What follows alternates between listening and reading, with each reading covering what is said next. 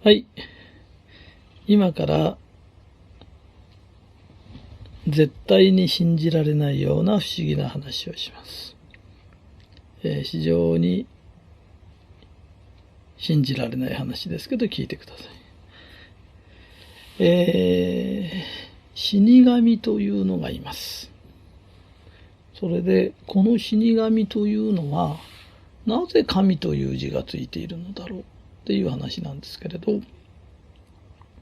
皆さんが思っているような薄汚れた着物を着たり手に鎌を持っていたり、あれは本当の死神ではありません。あれは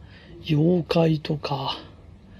もののけとか悪魔とかそういうのと一緒にしてます。本当の死神というのは、神様なんです。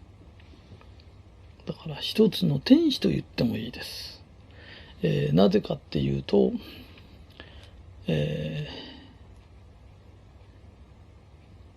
人間は過去を引きずって生きてます。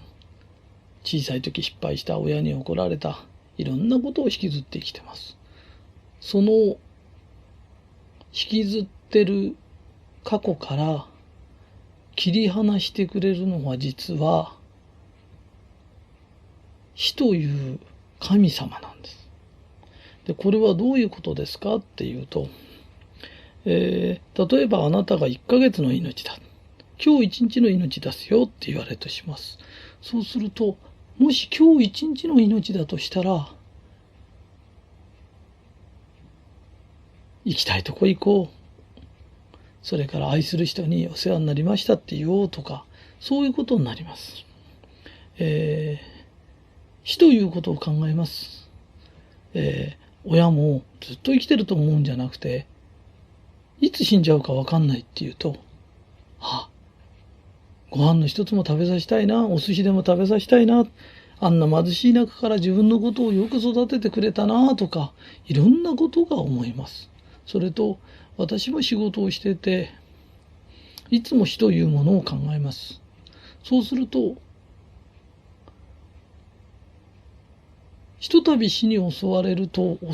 言い方、死というものに会うと、どんな会社を作り、どんな財産を作り、どんなに土地を持っても一瞬にしてなくなります。そうすると人間って何をするべきなんだろう。ただただ死を恐れるんじゃなくて、死というものがあるんだって考えただけで、そんなにごつくばりみたいなことしなくったっていいんだって。今幸せじゃないかと。本当にこういうテープでも入れた方がいいんじゃないか。それから人が喜ぶ講演会でもした方がいいんじゃないかって思います。人は死というものを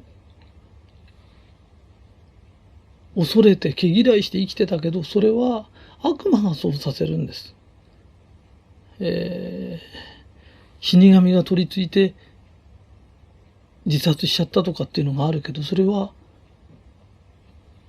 寿命が来る前に勝手に死んだ人に取り付くもののけか悪魔です。昔こういう外国の映画だったんで、私もよく小さい時で覚えてないんだけど、この人分かってるなって思ったことがあります。それはあるおばあさんがもう年老いちゃったんだけど、死神が来るのを恐れて、入り口という入り口に死神が入れないような、そういうようなおまじないをして、ただただ年取って顔が恐怖に震えてた時、一人の旅の青年が来てコンコンってやって、その青年がものすごく優しくて、一晩だけ泊めてくださいって言って、その人を見て安心して中に入れたら、おばあさんもう頑張らなくていいんですよ、大変だったですね、私と一緒に行きましょうって言って優しくその神様に抱かれるようにして死んでったの。それで人は死んでまた生まれ変わり、何度も生まれ変わりするものだから、その迎えに来てくれる死っていうのを怖いものだ怖いものだって思わせようとするのは悪魔の仕業なの。それよりもしかしたら自分もいつ死ぬかわからないんだ。そして相手の目の前にいる人もいつ死ぬかわからないんだ。そう思ったら、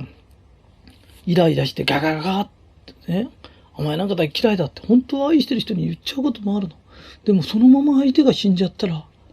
あいつに俺なんていうこと言ったんだろう。逆に言うと、自分が死んじゃったら、自分はすごくね、子供やなんか愛してたのに、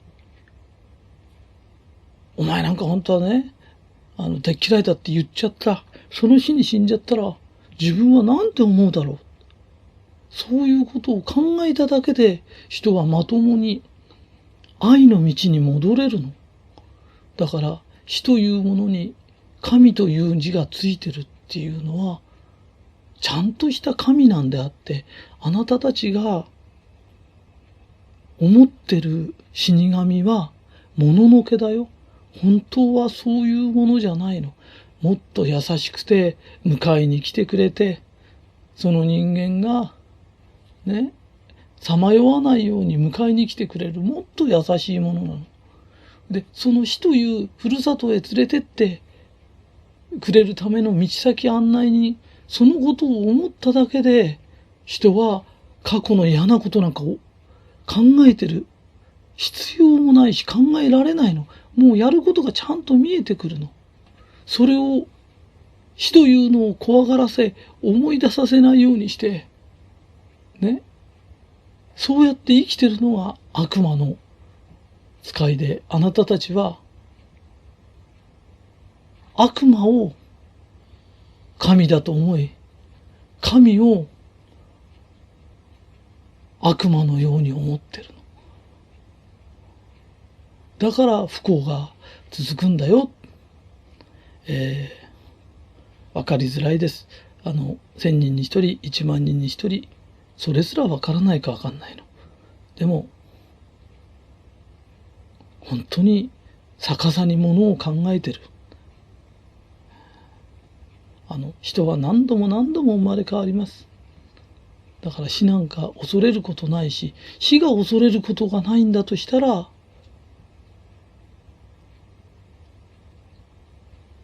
死ぬ時に迎えてに来てくれるその人も恐れることがないんです。死を恐れないっていうのはむちゃくちゃに暴走族なれとか戦争しろとかつってんじゃないんだよ。ちゃんと生きてちゃんと迎えに来てくれるまともな話をしてるの。今言った話が、万人に一人でも分かってくれると嬉しいです。以上です。はい、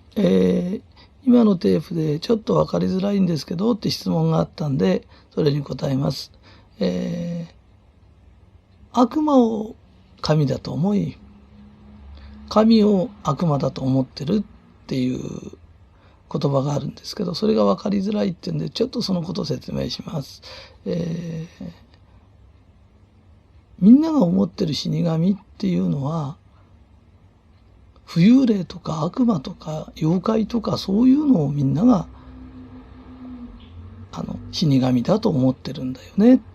だけど最後にあなたを死の世界へ連れてってくれる人っていうのはあんな恐ろしいんじゃなくてもっと美しくて本当に綺麗な輝きがあって、そういう人が出てきて一緒に行こうねって連れてってくれるんですよね。で、最後に出てくる最高の神であり最高の天使なんです。だからそれは違うよっていうことです。それと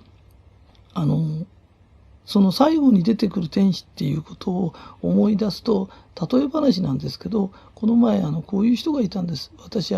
親に対して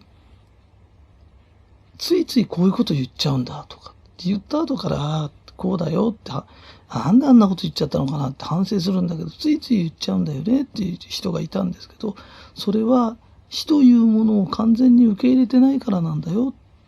だってあなたは親なんかなかなか死なないと思ってるし、自分も死なないと思ってるからそういうことが言えるけど、本当にお母さんってもう年だから明日死んじゃうかもわかんないし、あと1週間の命かもわからないの。そしたらそんなことがパッと言えるわけがないんだよね。だって本当は愛してるんだよね。だから自分も明日死んじゃうかもわかんないんだ。このお母さんも明日死んじゃうかわかんないんだって言ったら、やっぱし本当に心の中から愛のある言葉がスッと出るよね。だからこの死の天使というのは、そうやってふっと死の天使を思い出しただけでも心から正しい愛情が出てくるよねっていうことを言ってるんです。それと例えば死ぬまで親が許せない、父親が許せなかったっていう人もいるんです。だけど本当にその父親が死んで亡くなって何年も何年もしてくると、だんだん許せるようになったり、ああいういいとこもあったよな、一つもいいとこがないと思ってた父親のいいとこがポツンと思い出したり、これも死という天使があなたの心の中に変化を起こさせてくれるんです。それからこういう話の中に急に暴走族の話なんか出てきて、あれって何ですかっていうのは、